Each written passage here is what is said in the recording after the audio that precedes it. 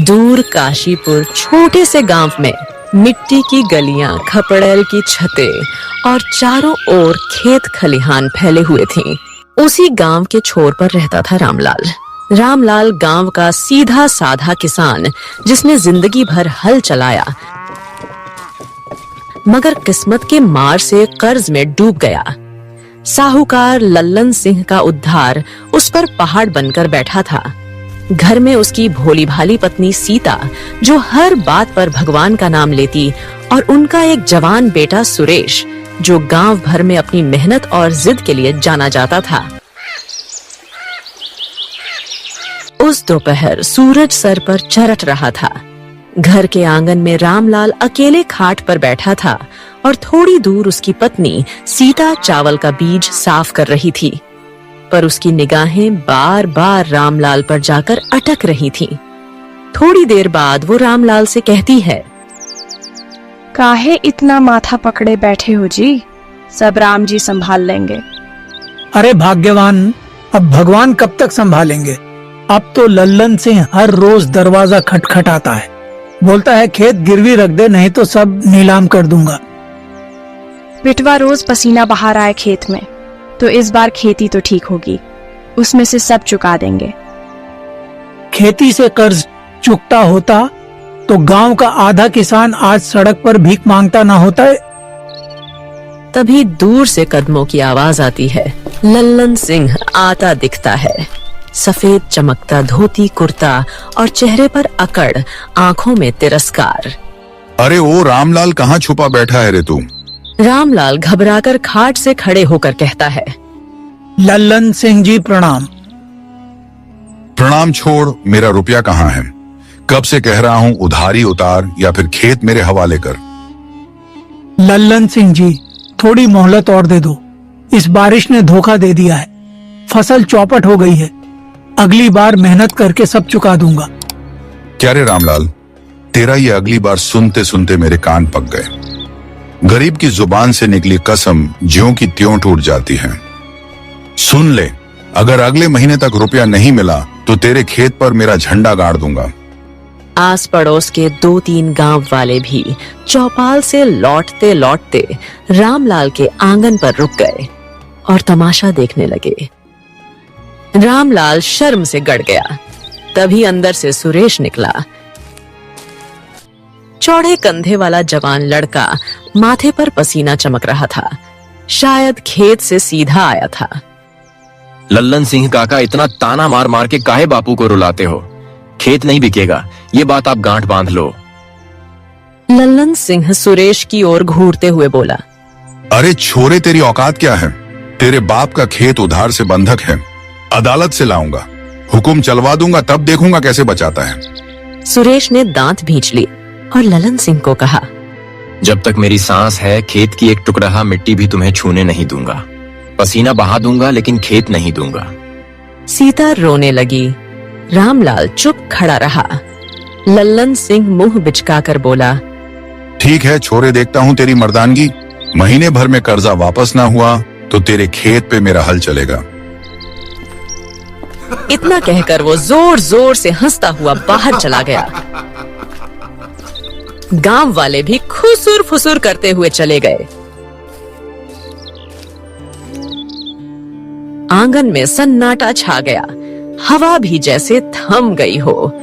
सीता ने रोते हुए सुरेश से कहा, बेटा, इतनी जोश मत दिखा, तेरे बापू पहले ही टूट चुके हैं, कर्जा बड़ा भारी है बेटा। अम्मा चिंता मत कर, तेरे हाथ की कसम, खेत हमारी इज्जत है, इसे कोई नहीं छीनेगा।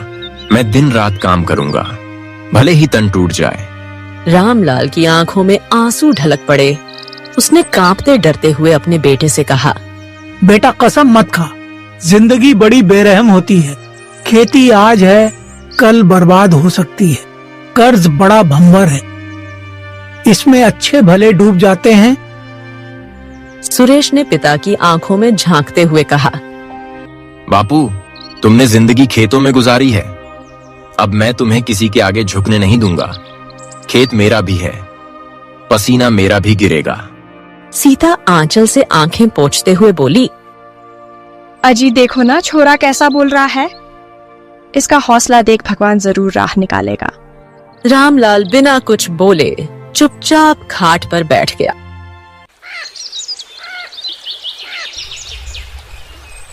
उस रात पूरा घर चुप रहा। सुरेश आंगन में चारपाई पर करवटें बदलता रहा। उसके मन में ललन सिंह का ताना गूंज रहा था। अरे छोरे, तेरी औकात क्या है? तेरे बाप का खेत उधार से बंधक है, अदालत से लाऊंगा, हुक्म चलवा दूंगा, तब देखूंगा कैसे बचाता है। सुरेश ने आसमान की ओर देखा। तारे चमक रहे थे। उसने मन ही मन कहा, औकात दिखाऊंगा लल्लन सिंह। जिस खेत की मिट्टी से खेलकर बड़ा हुआ हूँ वो मेरी जान है, इसे कोई नहीं छीन सकता। सुरेश की आंखों में आंसू थे, मगर दिल में आग भी जल रही थी। दूसरे दिन सुबह का सूरज अभी पूरी तरह निकला भी नहीं था कि सुरेश हल लेकर खेत की ओर निकल पड़ा। खेत के मेड़ पर ओस अभी भी चमक रही थी। बैल के रस्सी थामे वो मन ही मन लल्लन सिंह की बात याद कर रहा था। खेत में पानी की कमी साफ दिख रही थी। सुरेश ने बैलों को जोतते हुए हल जमीन पर चलाया। पसीना माथे से टपक रहा था, मगर उसके चेहरे पर जिद साफ झलक रही थी। वो हल चलाते हुए खुद से बोलने लगा, जितना पसीना बहाना पड्डेढ़े बहा दूंगा, लेकिन बापू का सर नीचा नहीं होने दूंगा। अब कर्ज उतार कर ही रहूंगा। थोड़ी देर बाद गांव के 2 आदमी वहां से गुजरे।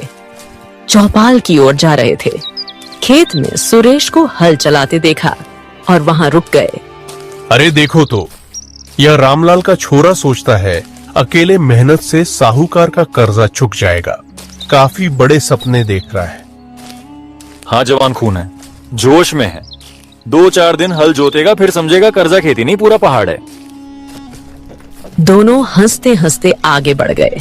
सुरेश ने सब सुना, मगर बिना कुछ बोले हल चलाता रहा।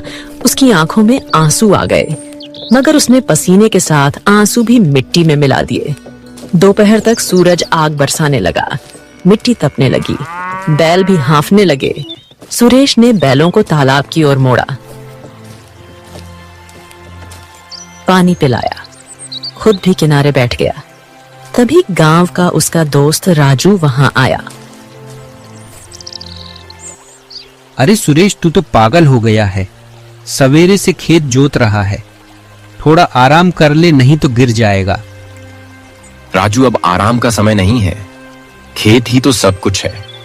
जब तक यह खड़ा रहेगा बापू की इज्जत बची रहेगी। तेरी जिद है भाई, मैं तो तेरे आगे कुछ नहीं बोल सकता। लेकिन सुन, साहूकार लल्लन सिंह यूं छोड़ने वाला नहीं है। बड़े बड़े लोग उसके जाल में फंस चुके हैं।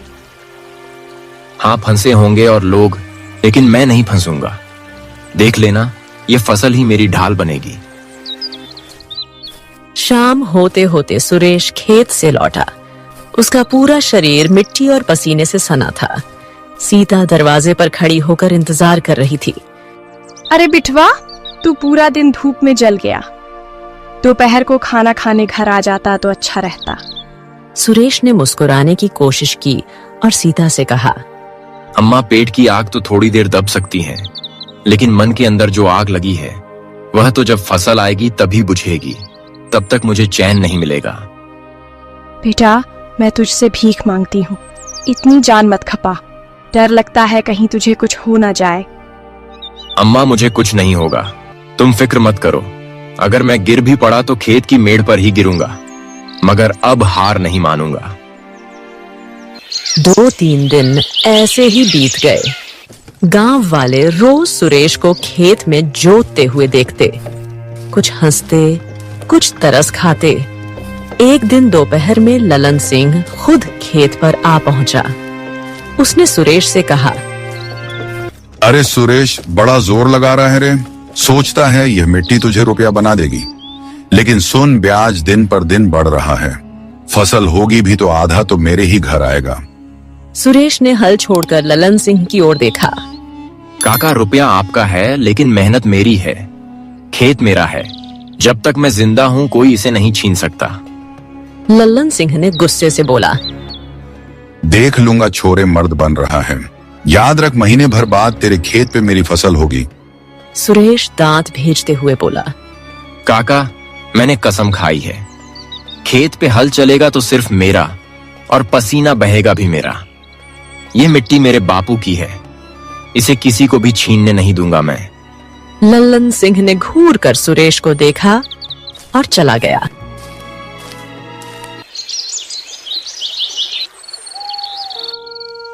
रात को आंगन में रामलाल खाट पर बैठे थे।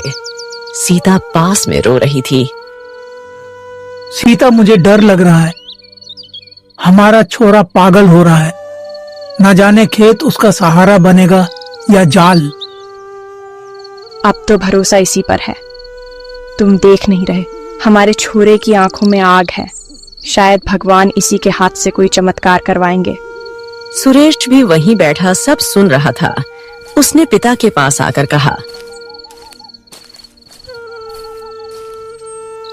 बापू, तुम हिम्मत हार रहे हो, मगर मैं नहीं हारूंगा।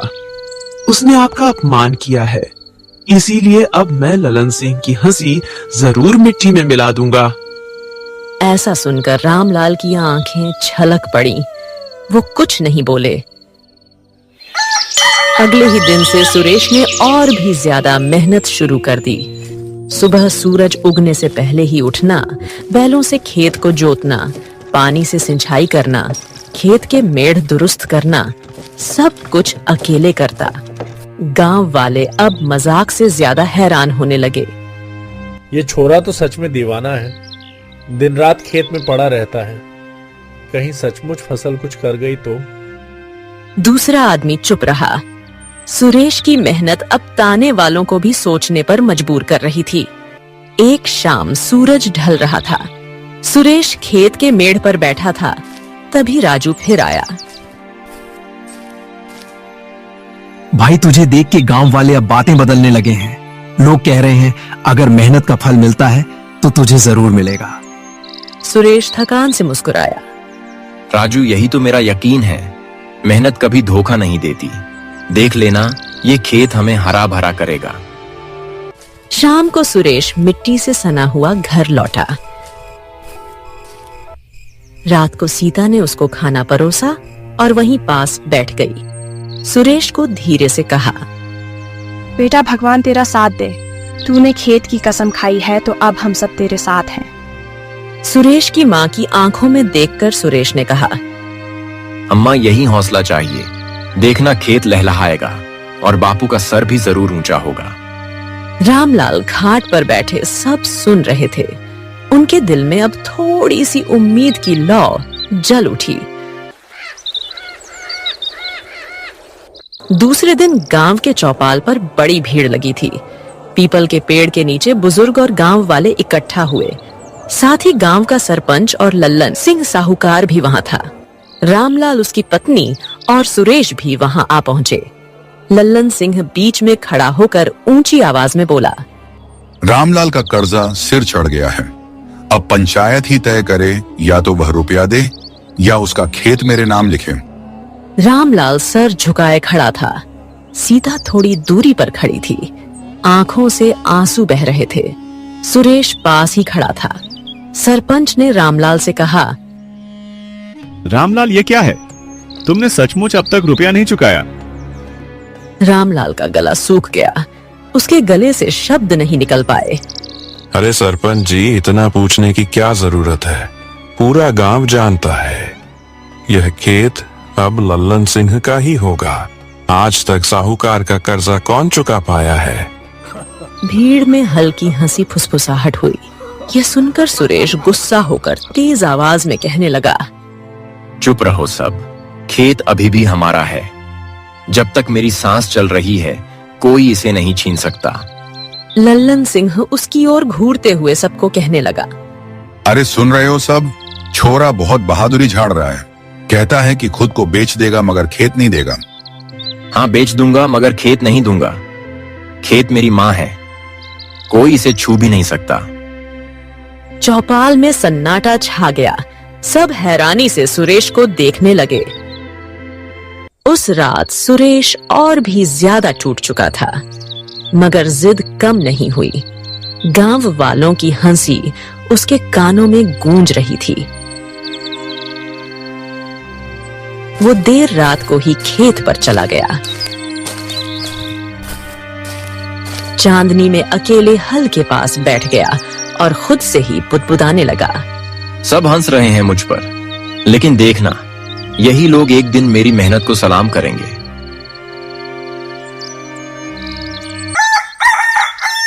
अगले दिन फिर वही दिनचर्या, खेत, बैल, हल और पसीना, मगर अब थकान और बढ़ गई थी। सुरेश खेत के मेड़ पर गिर पड़ा। हाथ कांप रहे थे, सांसें तेज चल रही थीं। उसी वक्त सीता खेत पर पहुंची। बेटे को मिट्टी से लथपथ पड़ा देखा तो जल्दी पास आकर फूट फूट कर रोने लगी। हाय दैया बिटवा, उठ, तेरे ऊपर कर्जा है, बोझ है, पर तू जान मत गवा। हम भूखे रह लेंगे मगर तुझे खो नहीं सकते। सुरेश ने मुश्किल से आंखें खोली। उसके होंठ सूख गए थे। वो धीरे से बोला, अम्मा, मैं हारूंगा नहीं। अगर गिरा भी तो खेत की मेड़ पर ही गिरूंगा। अब गांव में बातें और भी तेज होने लगी। यह छोरा पागल हो गया है, दिन रात खेत में जान दे रहा है। खेत से कर्जा उतरता तो अब तक कोई किसान कंगाल ना होता। लेकिन उसकी मेहनत तो देखो, इतनी लगन तो किसी ने नहीं दिखाई। हो सकता है भगवान इसी का साथ दे। गांव दो हिस्सों में बट गया। कुछ लोग ताने मारते, कुछ धीरे धीरे सुरेश के पक्ष में खड़े होने लगे।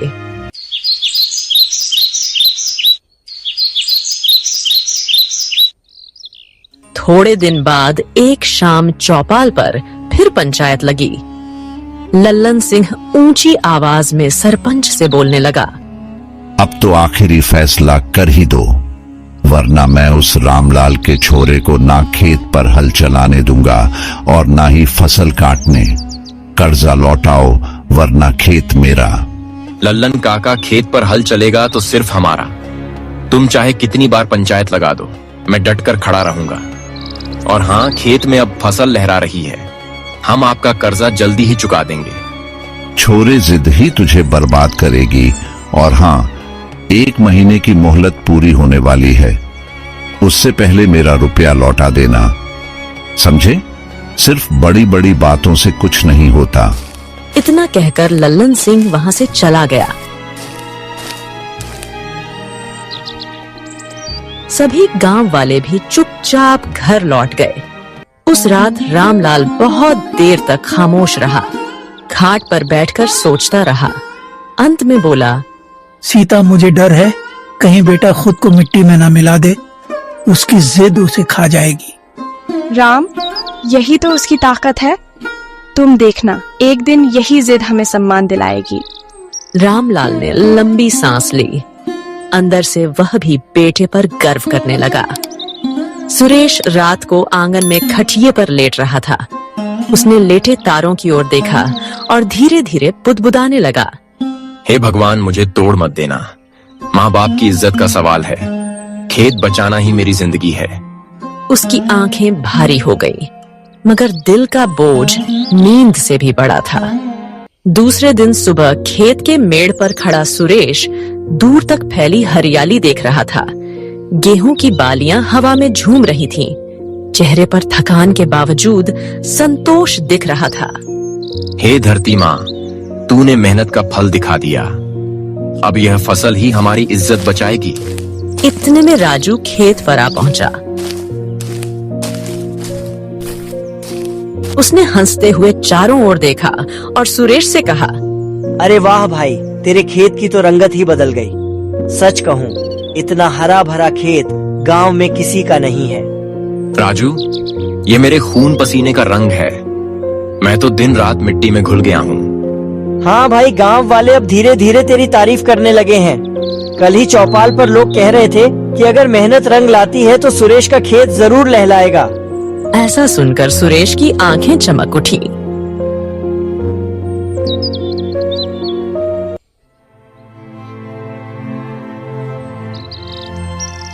बेटवा, तेरे खेत की खबर अब सब जगह फैल रही है। लोग कह रहे हैं कि फसल अच्छी होगी। भगवान तेरा साथ दे रहा है। अम्मा, ये सब तेरी दुआओं का असर है। मैं वादा करता हूँ खेत किसी को नहीं दूंगा। रामलाल भी अंदर से निकल आए।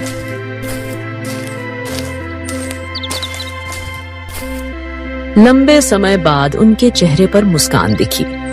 बेटा, आज तेरे बाप का सिर ऊंचा हो गया। तेरी मेहनत देखकर लगता है शायद वाकई कर्जा उतर सकता है।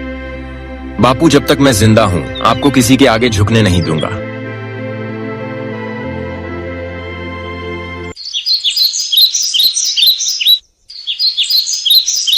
अब दिन बीतते गए। खेत सचमुच सोना उगलने लगा। गेहूं की बालियां भारी होकर झुक गईं। गांव वाले जो पहले ताने कसते थे अब चुपचाप सुरेश के खेत के पास से गुजरते। कुछ लोग तो दबी आवाज में तारीफ भी करने लगे।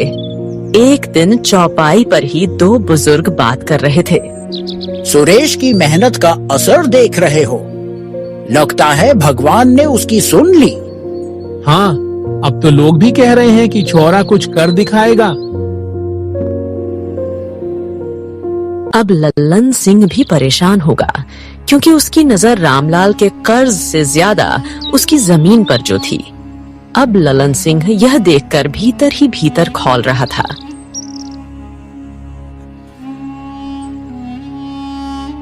एक शाम वो सरपंच के पास पहुंचा और सरपंच से कहा,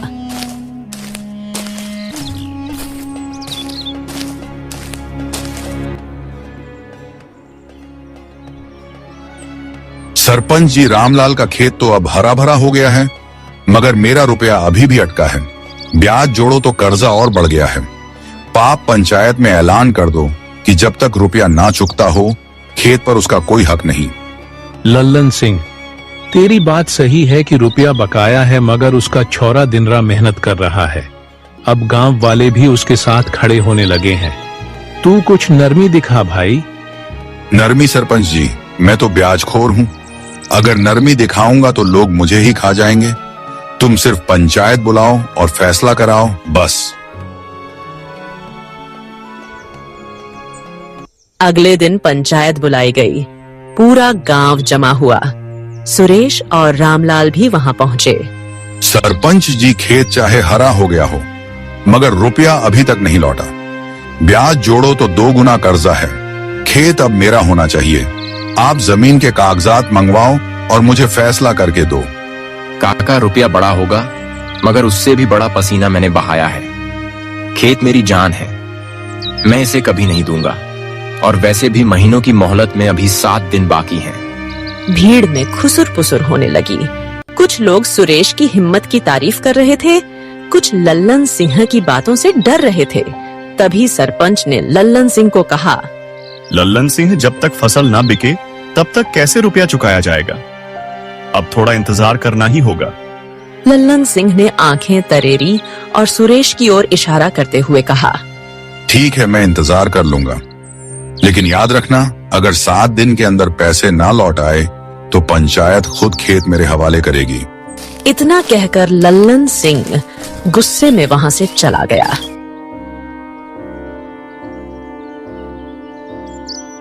पंचायत खत्म हुई। सुरेश खेत की ओर चला गया। वहां पहुंचकर उसने गेहूं की बालियों को हाथों से सहलाया और आसमान की ओर देखकर कहा, हे धरती माँ, अब सब कुछ तेरे हाथ में है। अगर तूने साथ दिया तो लल्लन सिंह की चाल खुद मिट्टी में मिल जाएगी। उस रात सुरेश खेत से घर जल्दी आ गया और कई दिनों बाद रामलाल, सुरेश और सीता तीनों साथ में खाना खा रहे थे। बेटवा, लल्लन सिंह बहुत चालाक है। मुझे डर है कहीं वो फिर कोई जाल ना बिछा दे।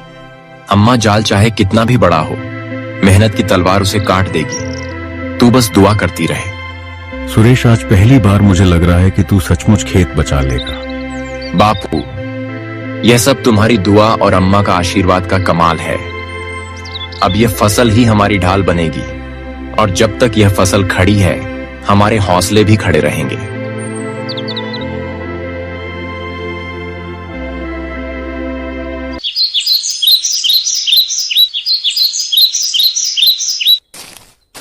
दो दिन बाद सुरेश अपने बापू और अम्मा को खेत दिखलाने ले गया।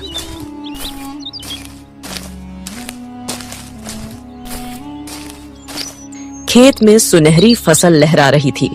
गेहूं की बालियां पक कर झूम रही थीं। हवा में उनकी खुशबू पूरे गांव में फैल रही थी। अम्मा बापू देखो, मेहनत रंग लाई है। ये खेत अब हमारी इज्जत वापस करेगा। बेटवा, तेरी मेहनत देखकर अब सीने की आस बंधी है। मैं बाप होकर भी तुझे कुछ ज्यादा ना दे सका, मगर तूने तो बाप का मान रख लिया। बापू, ये खेत तुम्हारी जान है तो मेरी भी जान है। इसे कोई नहीं छीन सकता। उस दिन से फसल कटनी शुरू हुई। गांव के कई नौजवान सुरेश की मदद करने आ गए। जो पहले ताने कसते थे, वही अब खामोशी से दराते चलाते हुए उसके साथ खड़े थे। कटाई के बीच राजू ने सुरेश को हंसते हुए कहा, भाई, अब तो तेरे खेत की फसल देख के गांव वाले भी दांतों तले उंगली दबा रहे हैं। अब वो साहूकार चाहे जितना मुंह फुलाए, अब उसकी नहीं चलेगी। राजू, अभी असली इम्तिहान बाकी है। मंडी में अच्छे दाम मिलना जरूरी है, तभी तो कर्जा उतरेगा। अब गेहूं की कटाई हो चुकी थी। 3 दिन बाद सुरेश गेहूं की सभी बोरियां बैलगाड़ी में बढ़कर मंडी की ओर रवाना हुआ।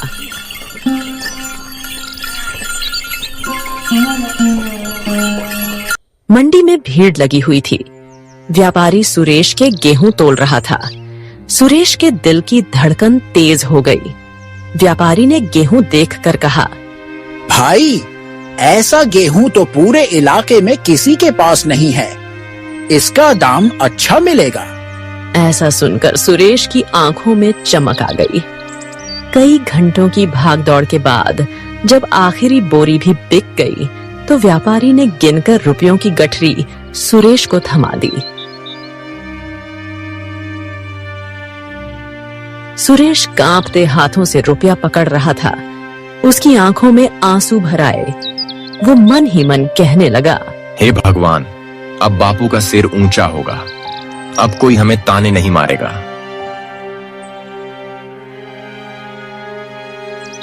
उस दिन शाम को पूरा गांव पंचायत चौपाल पर इकट्ठा हुआ।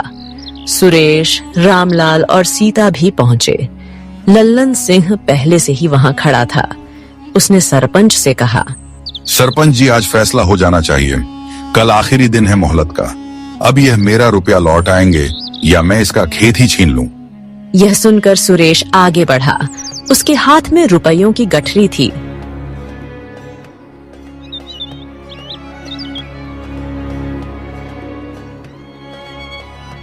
लल्लन सिंह काका, यह रहा पूरा रुपया, एक एक पैसा चुकता। अब बोलो, ये खेत किसका? भीड़ में सन्नाटा छा गया। सबकी नजरें साहूकार की ओर टिक गई। लल्लन सिंह का चेहरा उतर गया। उसने अनमने ढंग से गठरी पकड़ ली और धीमे स्वर में बुदबुदाते हुए कहा, ठीक है, कर्ज उतर गया। भीड़ में से गांव वालों ने सुरेश को बधाई देते हुए कहा, वाह सुरेश, तूने साबित कर दिया कि मेहनत से बड़ी कोई ताकत नहीं। तूने खेत बचाकर दिखा ही दिया। हाँ, हम सब तुझे ताने मारते थे। माफ कर दे बेटा, तूने हमारी आंखें खोल दी। गांव वालों, मैंने जो किया अपनी मिट्टी और बापू की इज्जत बचाने के लिए किया। मेहनत और हौसले से ही इंसान जीतता है। इस कहानी की एक नई सीख, मेहनत और लगन से कोई भी मुश्किल जीती जा सकती है। तो दोस्तों, ऐसी ही अनोखी और रस भरी कहानियां देखने के लिए हमारे चैनल को सब्सक्राइब करें।